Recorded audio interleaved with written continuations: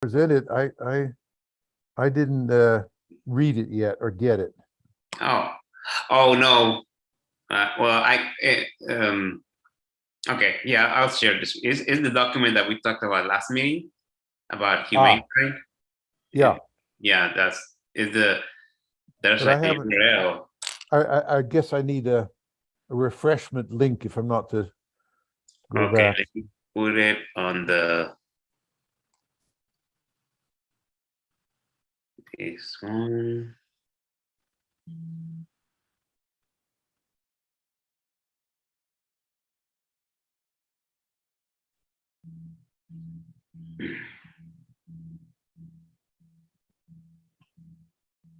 Okay.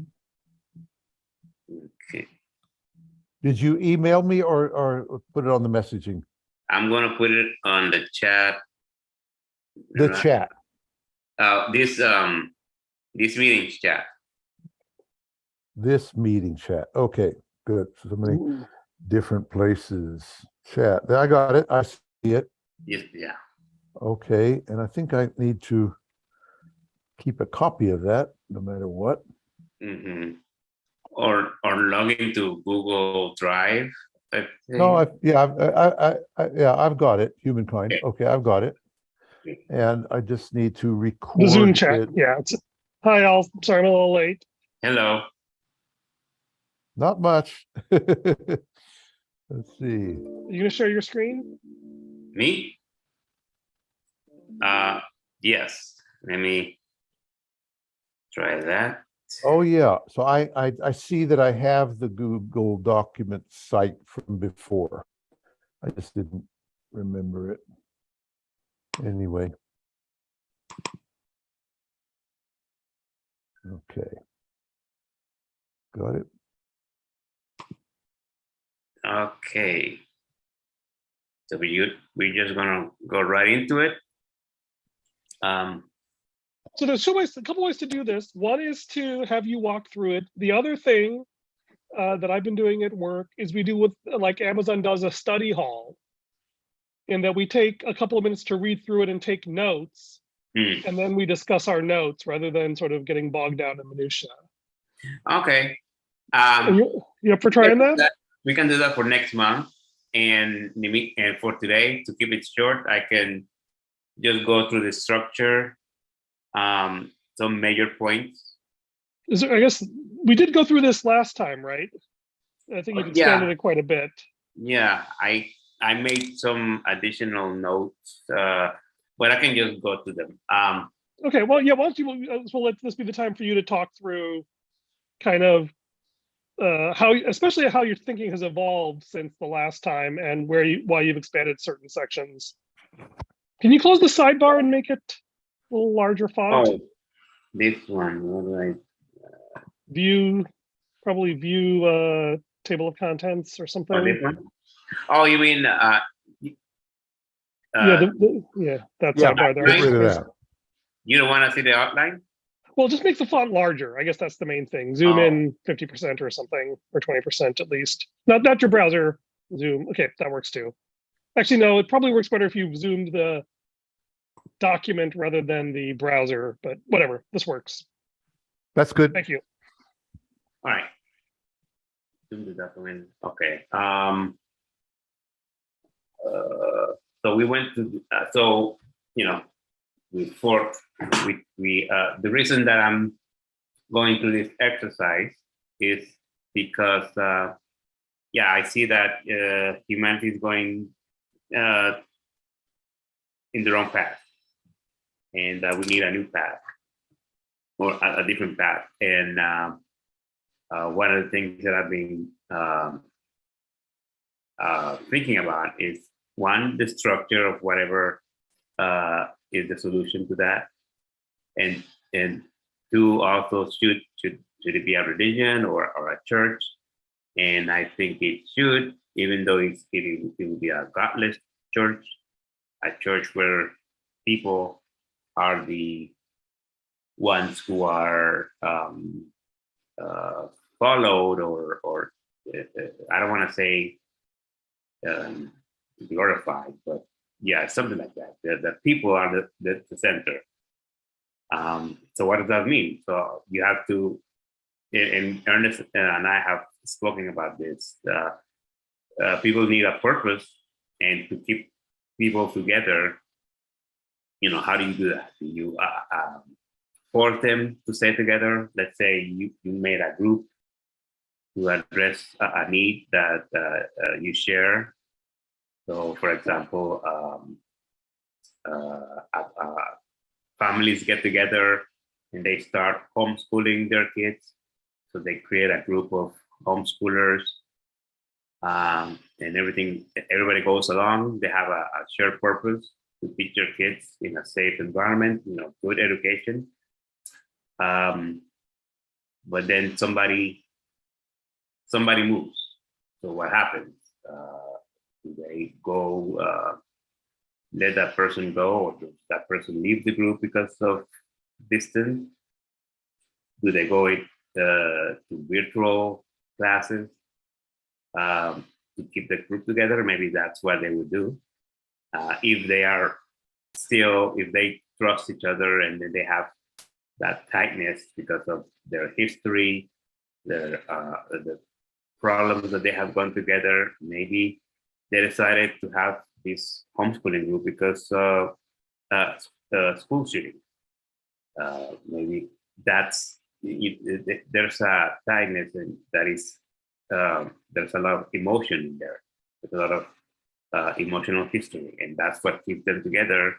So regardless of whether families move apart, they will always stay together. So in that case, they would use technology to do virtual classes, right? So in that case, the group stays together. There will be a case where the group, a family moves. Ernest, I'm losing the narrative thread. Are you talking about the document, or are you talking about why you wrote the document? I guess both, but okay, let's go. I guess Actually, let's slow down a bit. What is the purpose of this document? This is like it could be a white paper, now a green paper about humankind, right? So okay, so you're defining humankind, and why is the goal to create sort of a charter that tells people what humankind is in order to clarify your own thinking, but also try to enroll other people in the project? Yes, I want to put all, most of the ideas together so that, people can, like in the crypto world, you have the white papers that describe the projects, something similar, but it can't be the same because I'm not talking about value. I'm not talking about accruing value. I'm not talking about blockchain in the sense that we have to understand it, that for the most part requires transaction fees to add things to the blockchain.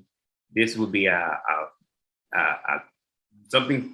digital world where people drive it, people own it, and there are no transaction fees, but there is some sort of database. I don't want to use the term blockchain, but it's something similar that records a ledger. Yeah, records history, records people's activities, so that people can remember what we discussed, last week, last year, what events happened, and why did we come up to the when it comes to this decision making, what caused a decision to be made, what was considered, and okay. So let me ask the question, just to hopefully help us focus the discussion. So we've talked about Datocracy as the sort of values neutral platform that just keeps track of data and decision making. Is humankind values neutral? And if not, maybe this is a good point for you. What are the specific values? And I think kind of where Tom's going is maybe what are the trade-offs you're willing to make or asking people to make in order to live out those values. Is that covered in this document somewhere? It says that this church or organization or is values driven.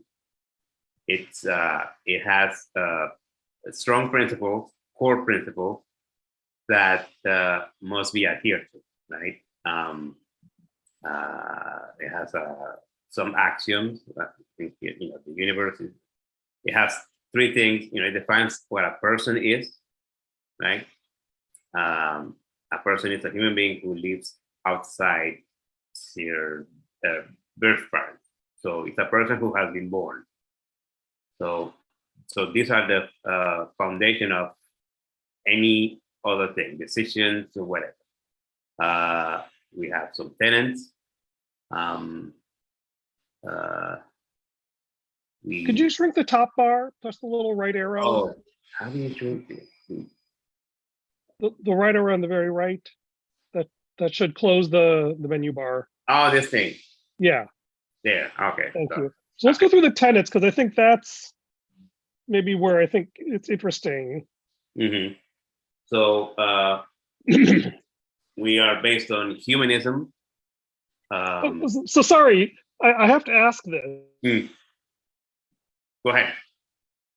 Sorry, I have to ask this. Is the law of gravity outside humanism? The law of Because gravity is unseen and theorized.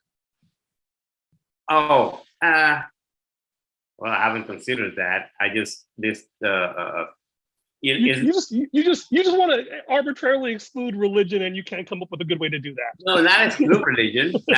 Not exclude it. The thing theism. I would put this under scientific. Well, but well, then it gets really messy, right? I mean, why don't you? Maybe you're saying that we are responsible, right, and that we don't blame anyone else for our problems. Exactly. That's yes. That's an idea that one of the notes that I had that I wanted to translate and put it here. That yes, we there are the natural catastrophes and all that stuff. It is not because some god was mad and he decided to flood the earth and that's why some people had to build an ark and all that stuff. So I don't want to get to the point where I'm blaming you because the San Andreas fault erupted. Because the what?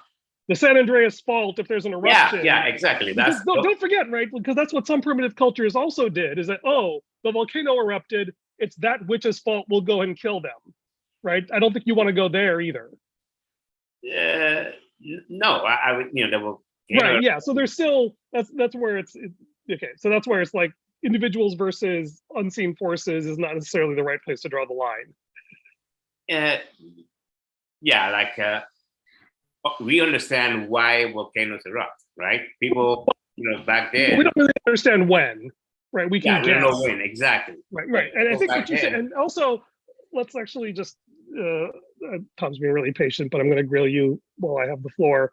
I think what you're talking about is the scientific method, not scientism.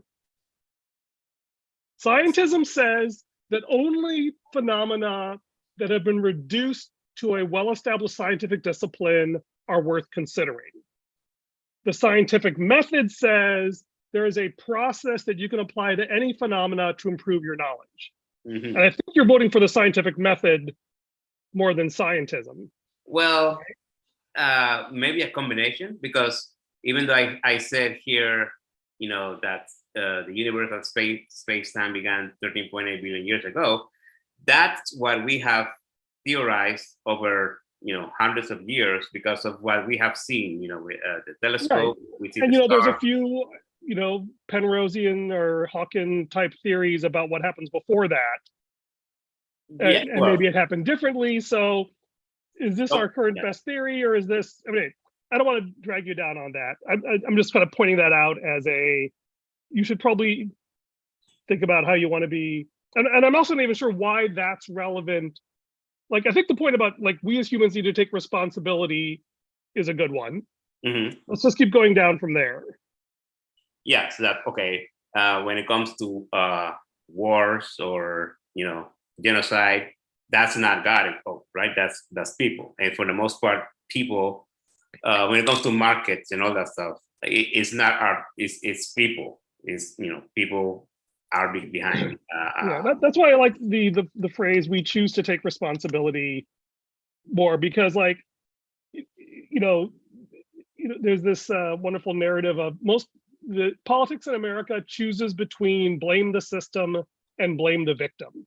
Mhm. Right? If a black man commits a crime, the Democrat will say it's because of our system and our environment and our politics and discrimination. And the Republican will say, well, no, it's his problem because he made a bad moral choice. Mhm. And I think the healthy alternative is like, both of those have aspects of truth. But what we really want is for people to choose to take responsibility, either to fix the system or to help individuals, and not just go around blaming everyone. Yes.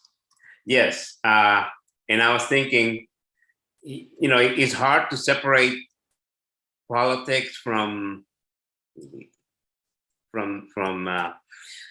let's say you go on LinkedIn and people say no politics, no politics, but everything is politics. That's the problem, and that's every single thing is politics. People go on welfare, that's politics.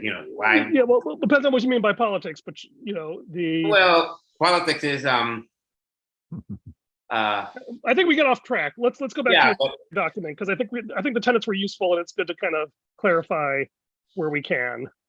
So we choose responsibility. Oh, I was thinking when people do go into tragedy, some people murder, school children are shot, and the other side or some side will say, "Oh, I offered my thoughts and prayers." Well, no, I want to offer my plan, my plans and my actions. That I want to that thoughts and prayers is becoming or has become something that is. It's a cliche, yeah. So hey, this is my plan, and these are the actions that. Okay, so that's the second point, which I think is actually worth. Maybe that's part of responsibility, but it is sometimes called a bias towards action. Right? It's not like we always act, because sometimes that just becomes stupid because you act because you do. But you're always trying to think of, how does this turn into concrete action?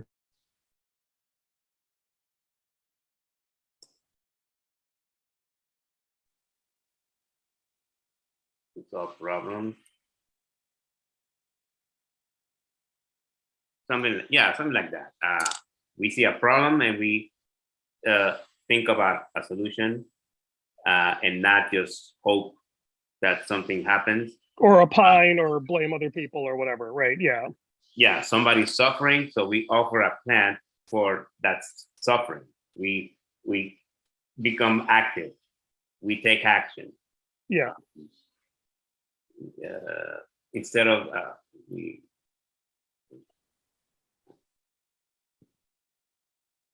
What happened to your second? Are we on human rights yet? Or are we still on the humanism? No, I'm adding this as a kind of like I need to put something like that in the introduction. Okay. Make that clear. And yeah, when it comes to the tenets over here, I can add it here too. Remember that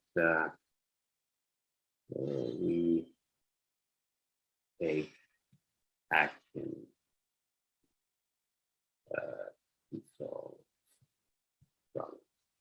So yeah, so that's a great point. That we take responsibility and we take action.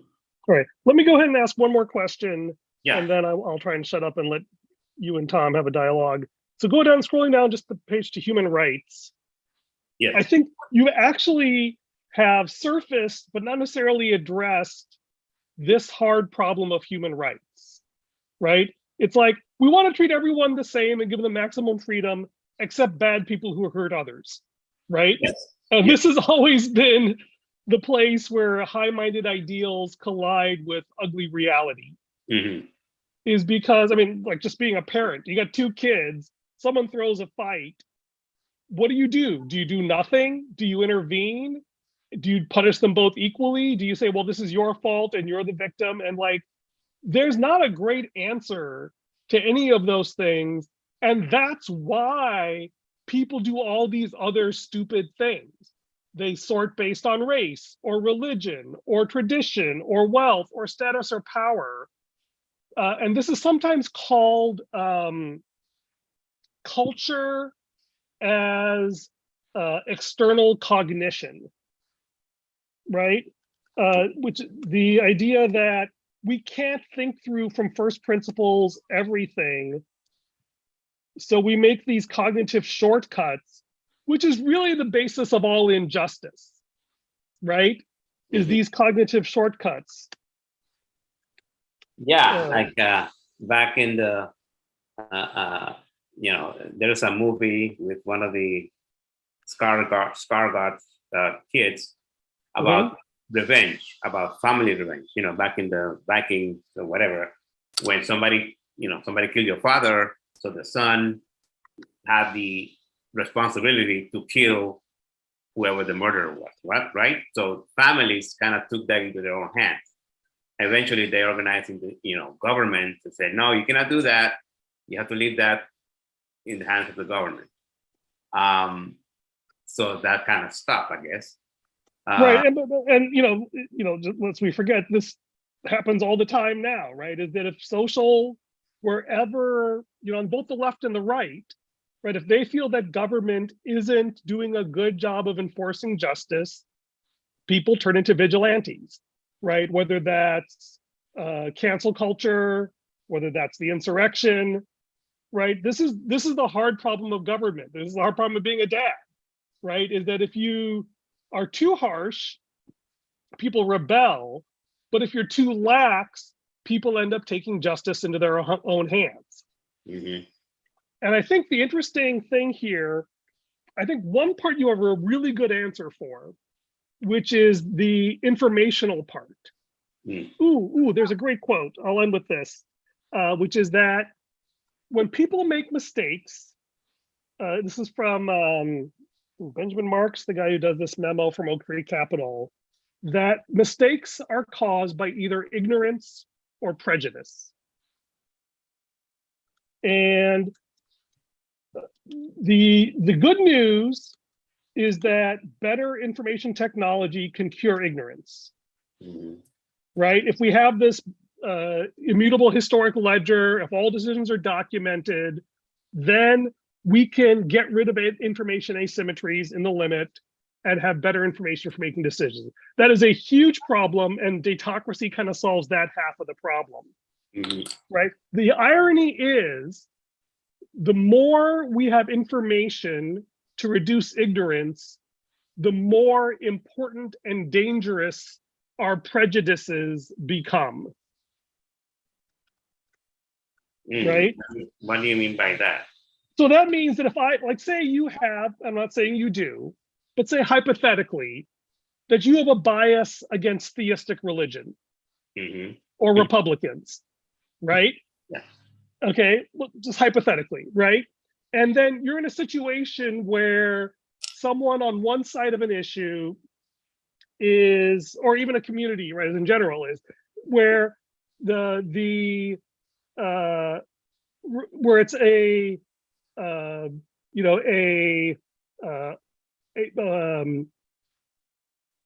if it's a rich white Republican on one side and a poor Black woman on the other side, you may have a bias to believe that one person more than the other, even if the objective data is kind of equally on both sides, right? And that's hard. We all have those biases. And this is where, if there's no, and like sometimes, like the rich white Republican historically has had all the information power on their side, right? And so, but in fact, that's actually what's happening a lot, is people who are used to hiding behind all these systems of power, all those systems are going away, and now things are just getting messy. Anyway, I think I lost the thread there. The point is that there is a technical fix, which is reducing ignorance. but there needs to be a relational fix to remove prejudice. And the way I think about this, using my language, if you could find language for this that works for you, that would actually be really powerful, is that when we feel under threat, we resort to the law. We want to say, you're right, you're wrong, you stop. And in the short term, you have to do that or the system falls apart. Right, if there is no sense of rules and legitimate authority. But in the long term, if that's all you have, it just becomes the system of oppression and brutality. This is why, from my perspective, explicitly atheistic governments have always been the most oppressive.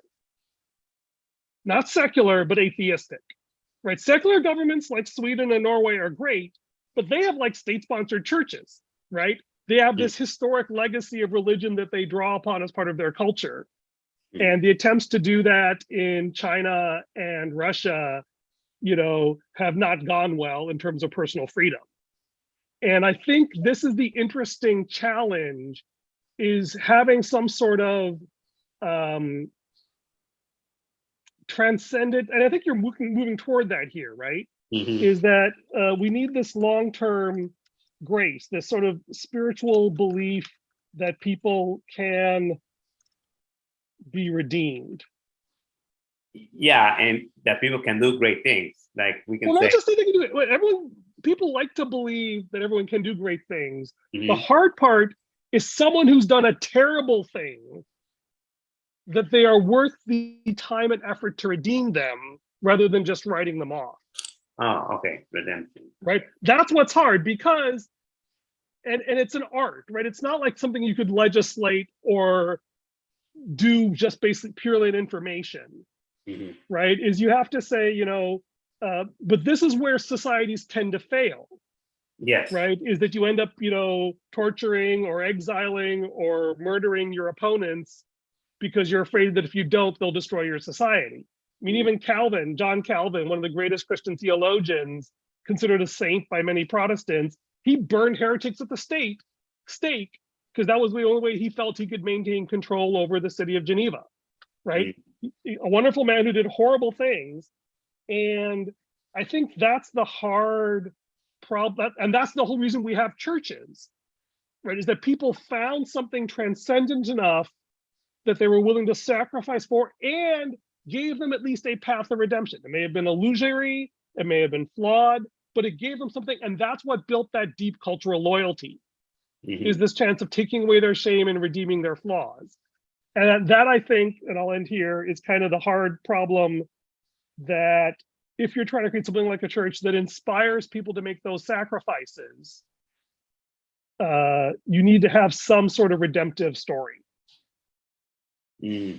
Yeah, and I've thought about that in more simpler terms. So let's say you have been a thief and have done bad financial things in the past, and then you try to start a bank or a crypto project, right? We've seen that in the past few months, years, that has happened, and that people, get a lot of people on board, and then they do a rug pull, which is essentially collecting all the money and then just getting out. And then people are like, "Hey, what happened to our money?" Something similar to what Madoff did, right? So this guy had a great reputation, so great that people trusted him with money regardless, right? And he used that against them. Well, so you talk about redemption. Somebody who has done that in the past, we want to welcome him into the our group, humankind. Is it possible? Can we do that? Can we trust that? I do not have an answer, because we have the whole history, right? Whatever he's done is not going to be erased. It's not like in Europe that they have this what is it? Right to forget, yes. right to be forgotten. Exactly. Yeah, but even that doesn't apply to legal documents for obvious reasons. Well, but I'm saying that it should. I'm saying that, when we have this digital society, right? It's like similar to a digital brain for society. Everything is there, everything is shared, and people can make decisions, by measuring what somebody has done. I think we are not ready for that. Like the humanity today, no, we're not ready for that. So this thing has to be introduced to young people to consider, and then they might, move that forward to that kind of society, because that society right now is not possible. I don't know that even I can do it. I've tried, but it's kind of hard to document everything, but to share everything. There are things that I don't know that I want to share. Sometimes I think, yes, I can, no problem. But other people will not be able to. So this has to be, like talking in computing terms, it has to be deployed very slowly, in focus groups or small groups of people.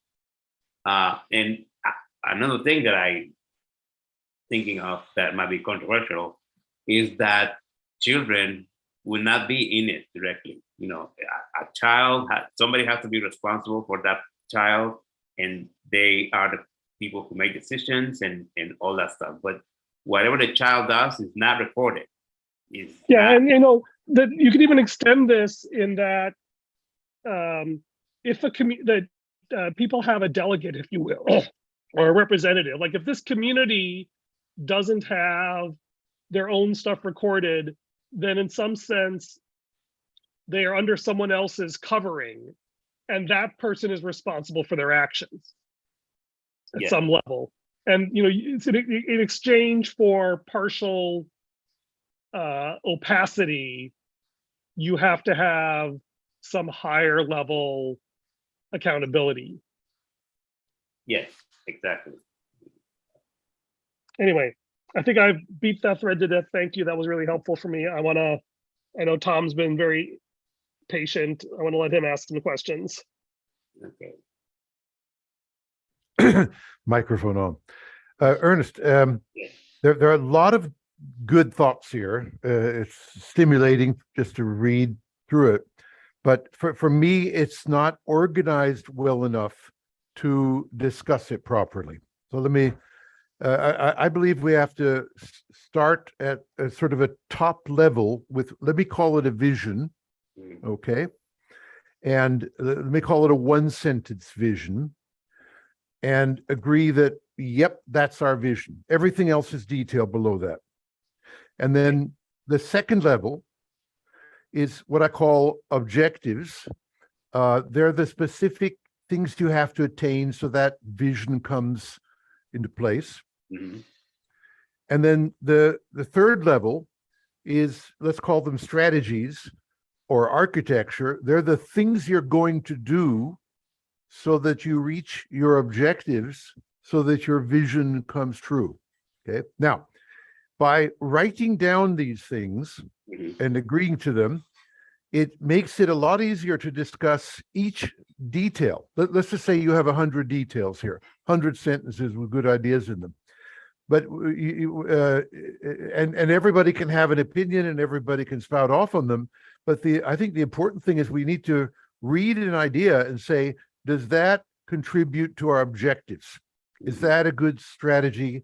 Does that contribute to our vision? So here's, if you like to play that game with me, I'll help, get you there. Mm-hmm. But can we write a one-sentence vision at the top of all of this? That's the point with the whole thing. I mean, you can dictate it, and we can put it in the chat and take a look at it. What's the vision? What's the elevator pitch is even a more popular way of putting it.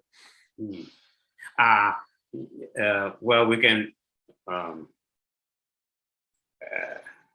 Do we start with a need, or do we start with a problem, or no? The vision is how things are going to become in the long term.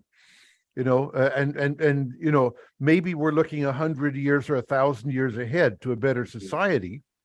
But what is the vision of that society? How are things going to some places they use for a vision statement, it's like a world where, or something like that. Yeah, that's right. We're not very far off from Martin Luther King's "I Have a Dream" idea. Okay. Yeah. Okay. We can. Okay. What's your dream?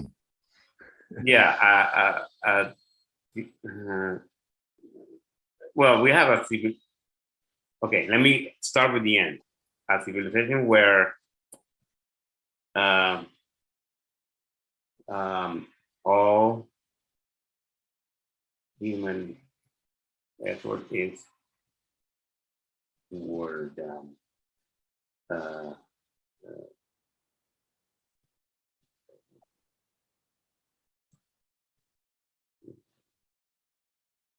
and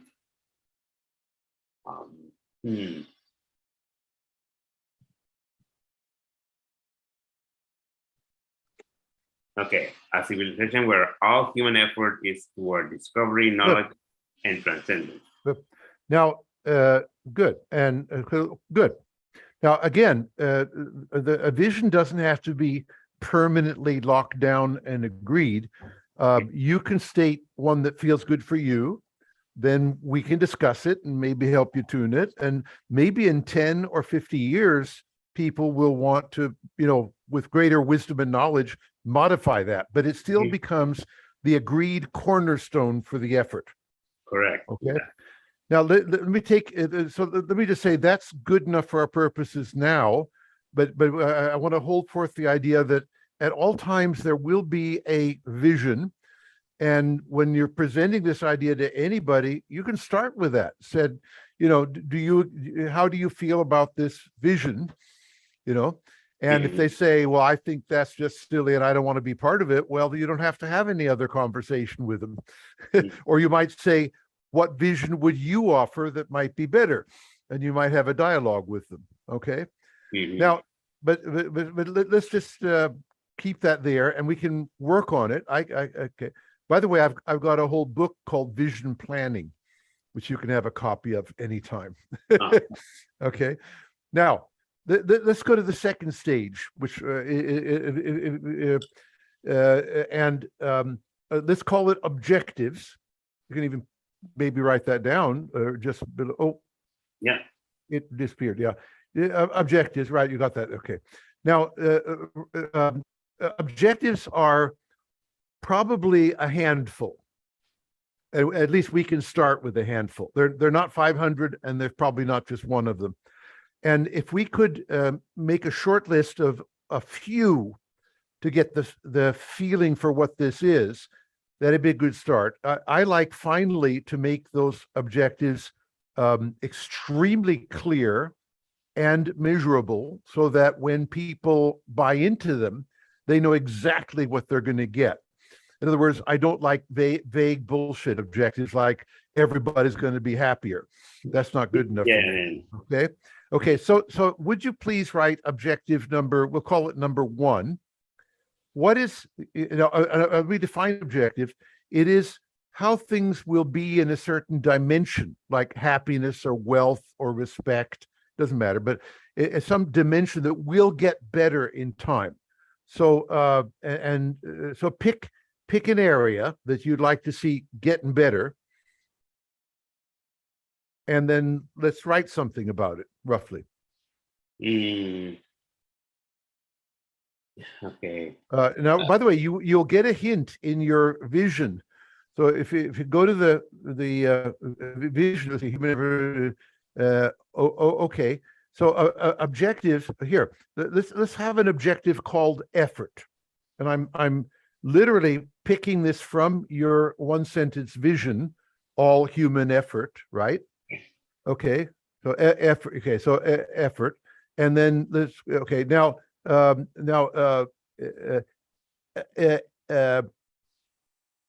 Okay, effort towards improvement is vastly increased. This I'm intentionally making this a little bit vague. Yeah.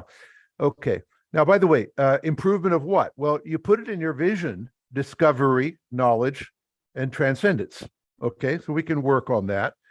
But and now you say, well, wait a minute, Tom, isn't this the same thing we already said in the vision? Not quite, because when we help you go into detail with this, we're going to talk about what kind of effort, like time spent per week or money spent. Improvement is going to be like, if we're only at 1% of where we ought to be, in 10 years, you want to be at 10%. And in 100 years, you want to be at 80%. Okay, I'm going to get very clear about the idea of improvement, things like that. So we will, but at least we've got, okay, now let's take objective number 2. Because effort, okay, and let's call it discovery. Again, I'm intentionally picking from this high level idea, your vision there, right? Okay, and then now is this humankind will discover what? Knowledge, or what will they discover? There will be medicine, medical advances, AI, all the things. Okay, now you said, you indirectly said technological discovery, because it could be discovery of what makes people feel nice about other people in society, and you wouldn't call that technological.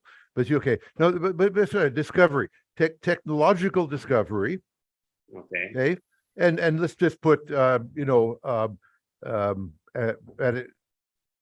an accelerated pace or something like that. That's an objective. So technological discovery gets better.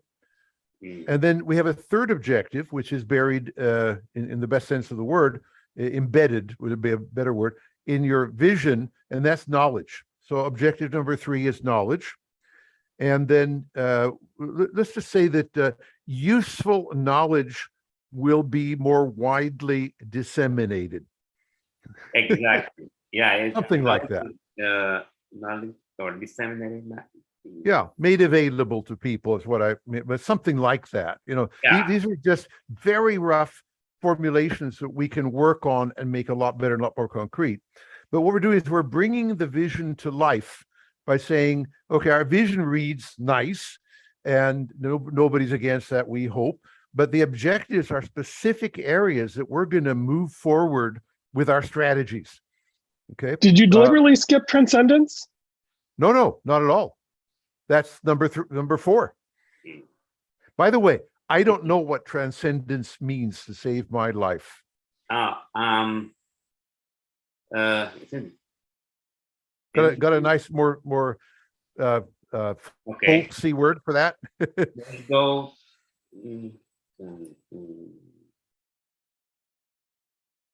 Transcendental meditation, I heard of. Somewhat. Transcendent. Thanks. Okay. Okay. There's a whole film on it, huh? Well, that's not what I want, but there's okay. Can you give me a concrete example of something that you consider transcendent that you want to see more of? Okay, existence or experience beyond the normal or physical. Okay, good. Some people might call that spirituality, I think, but let's go back to your notes, your white paper or green, I forget where we are. Yeah, okay, transcendence. Okay, so enable people to reach. Can I ask you a question? Yes. Yeah. Ernest, do you mean like transcending simple material concerns? So being able to focus more on higher order human experiences? Is that what I mean? Yeah. Maybe. Well, what I mean is, so you're living here now, right? At some point, you will be dead. People talk about, moving their consciousness to a machine or whatever. I don't think that's possible. I think only your brain, your actual brain cells, that's where you are. And even if they could make a copy of that, that's no longer you. You are the original, and there's no copying of you. So Maybe what do you mean by transcendence then? no, that's not what I mean. Well, some people think of that. I know, but what do you mean? What do I mean? I want to, and this is not an individualistic thing. I want to help humanity move forward, like help it be better. Help the future be help. So sometimes that's called like evolving human consciousness, or so it's helping us become more than what we are now. Yeah. Is that kind of the idea you're going for? It's Yeah. transcending our present limitations. Yes. Well, I don't want to sound like Adam Newman and his wife and all that. Or that's what they don't Ernest, don't worry about that. Good. Mm-hmm. We're homing in on it to reach a higher state of being, something like that, right? Yeah. Okay. Now leave these here. But by the way, given we have not unlimited time, I'd like what I can do and we can do. I can work on this structure and move it towards being something we can discuss again, but maybe even make it clearer. Okay, but let me let's go to the strategies. Mm-hmm. Okay, strategies are the things we have chosen to do, which may or may not be good ideas. Time will tell. But let's have strategy number one, and let's just keep it simple. Let's have one strategy to help each objective get along there. Okay. So now, what one thing would you think is the most powerful thing we could do to vastly increase the effort people put into improvement? What do we have to do? This is where technology comes in. Okay, so you could say apply technology as a multiplier of effort. Correct. That's a good idea. I like that. But this is just now. Right now, this is just an example of smart strategies that we might be interested in. So one thing is, so one problem is getting people to spend more effort. But what if we put in technology so the effort they did spend was 10 times more powerful? That's a really good strategy. Okay, we can get back to that. Okay, now number two, what is the smartest thing we can do to reach objective number two, to increase the rate of technological discovery? What's the smartest thing we can do? No. Yeah, I know. Well, okay. What you wrote there, is number two. We need a way of doing it, which a means to reach the end. Can I make a suggestion? Yes. Go ahead. Is that reducing? We talked about the ignorance prejudice thing. What about creating systems that reduce unhelpful prejudices to exploring and adopting? Good. Unhelpful prejudices? Yeah. Good. Now, by the way, that number two, to exploring and adopting, yeah, what you need to write there, if you want to have that sentence there, is in order to increase the rate of technological discovery. Or just in order to. These strategies are what we're going to do in order to reach our objectives. Well, okay, now you're talking to a writer, and in order to is something we don't do. We just say to. That's fine. To create. I don't have a problem with that. Okay. I want to make a clear distinction between the objectives, which is how good we're going to be in time, and the strategies, which is what are we going to do so we get so much better. Okay. Now, number three, if we're going to disseminate useful knowledge wider, what's the smartest strategy to put in place to do that? Ernest Smart Documents, the idea that started this whole. Okay, put our Ernest Smart Documents in there. Do you remember that? Yes. Yeah. These are the. I'm envisioning a Ted Nelson world. Do you guys know? Yeah, Xanadu, hyper documents. Yeah. yeah, so that's what I'm thinking about. Like, we have the web that is a really terrible Okay, approximation. Ernest, to save time here, Yeah. we don't need a long explanation of that. It's good enough that you know what that is. Yeah. And we will write it up later so nobody can misunderstand. But Correct. doing it orally right now isn't as good as getting it in writing and polishing it. Now, one more. Yeah. What's the smartest way to thing to do so we enable people to transcend their current state of being? What are we going to do?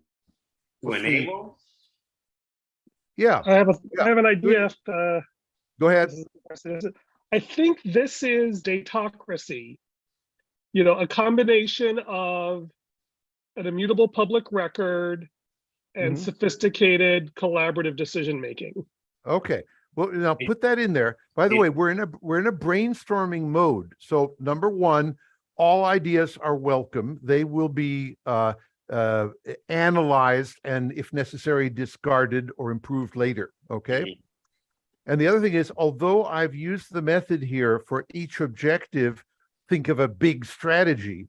The fact is that each objective probably needs 10 different strategies to really succeed. Mhm. Okay. But I wanted to show this structure, which and I'm going to send you guys a copy of my book, Vision Engineering. Mhm. It's language, right? But it operates at this level. And then we should be able to do things like, for example, one thing that comes out of this is that we say, well, we can't do everything at once. We got limited resources. So we're going to have to prioritize something, and it can't be all of them. So let's put it here. We're going to prioritize one of these strategies to start with, right? And if I just ask for a suggestion, let's just say we argued for a while. We said number 2 strategy, the reducing unhelpful prejudices, and we say okay, and we should be able to measure that we get a faster technological discovery if we do that. And if we do get faster technological discovery, well, it's working, but let's just say that it's working halfway. We say, we obviously need to improve it or do something else in addition. This is a process of figuring out what works to get us to our objectives. Yeah. So in other words, we might end up with ultimately 20 or 80 strategies, ideas of things to do, but we're still going to have to, until we have unlimited people and money, resources and time, we're going to have to prioritize some strategies to do earlier to see what happens. And we're going to have to measure whether these strategies deliver our quantified objectives, move us along as fast as we need to get to the levels we want to get. And we should have it's very clear there's a connection between this one sentence vision and those objectives. Those objectives are just a way of measuring that vision. Yes. Yes. Okay, now okay, so we're into the last 5 minutes of the hour. Number one, I'm going to send you the vision engineering. Mhm. I offer to help you guys work with this. You say, yes, we like the structure. It helps us work with it. So I'm the master of how to do all this stuff in the book. And or you can take it over and play with it. And next time we meet, come back and say, well, we didn't talk to you in the meantime, Tom, but we worked on those things and here we are. Shall we discuss it? Can you help us improve it some more? So let me ask a question. Is Yeah. this enough raw material that Tom could maybe do a second draft, which is sort of applies his best practices to pull from what Ernest wrote? Is that something both of you would be? Okay, I could. Ernest, would you be up for him doing that? Yes. Yes. Okay, I was hoping to avoid the obligation. Well, I knew that was coming. I was hoping you'd want to refine it a little bit more before I started work on it. But I it's could got to. I could restructure it to follow this structure because So right now, okay, if we do, let's give a deadline, Ernest, so that way yeah, Okay. if you can, you can't. You do. If not, then we pass the baton from you to Tom so that it doesn't stall. yeah. Okay. Okay. How much I time like do you that. have for refinement, Ernest? By next week, by next Friday. Okay. So we'll check And in then on you the hand check in. you hand over to me, and I'll work on it, and I'll hand it back to you, and we'll have made some progress by next time we meet. Yes. That sounds good. Done. Well, thank you. Thank you very much. This is Yeah, what Yeah, you'll no, that was find great is job, Tom. I thought that was really, really helpful. I did have one question, Mm. which I'm curious about, which is, when you mentioned at the very beginning something that I found intriguing, right, about constraints and trade-offs. Yeah. And that's one thing that I realize is where a lot of projects I have founder is that people have different mental models of what the actual obstacles to success are. okay. Very simple answer there. Any project like this, they need to write down the known and agreed constraints, and they need to agree that these are real constraints or not. You And can't when you just say have. Well, we can get into what constraints are. I've got very formal okay, definitions so of but that. do you the word, are you using the word constraint synonymous with what I consider obstacles to success, or do you think so? No, constraints are decisions we make that we're going to do certain things in a certain way, and we're not going to do other things. Okay, so yeah, those are sort of trade-offs. Those are requirement types. No, right. Like, so for obstacles are example, different. Obstacles are quite different. They right, so the question obstacles is, constrain us, but they are not the constraints I was talking about. okay, so yeah, so I think that was one thing that because like one thing that I found, like a lot of projects, the hard part is actually building the product. Well, no, the real hard problem is actually getting distribution, right? And if you spend all your time on the building and that's the wrong obstacle, there's the danger of doing the easy part first and ignoring the hard part. Like, what is the hard part? And I think that's a discussion I would like to have at some point. I don't know if the structure includes that or if I should just park that for next time. I'll give you the short answer there. I'm a fanatic on everything should be done in small evolutionary steps. Let's just say a week at a time and you need to get feedback and learning about how things are working. And if things aren't working well, you need to change them right then and there. That's how you manage anything of this complexity, you know. And I call this the evolutionary method. Okay, And I'll have to I've think about written that. a lot. I've written a lot on it. Okay, yeah. So this is what that seems to be what I would call perturbation theory, and then there's non-perturbative effects. But we'll save that for next time. Thank you all so much. I got to run. Thank you, You guys. can hang on, chat a little longer if you want, but if not, great work, Ernest. Great work, Tom. Looking forward to next month. Yeah. thank Okay. you. Okay. Bye. I'll send you the vision engineering things. You have somebody to read if you want. Thank you, Tom. Yes, I'll read it. Okay. Okay. Bye, guys. Bye. Let's see. Picture. Yeah. Okay. Good. I took a picture of the screen so I have something to Oh, okay. remind me what's going on there. Okay. See you in a while. See ya.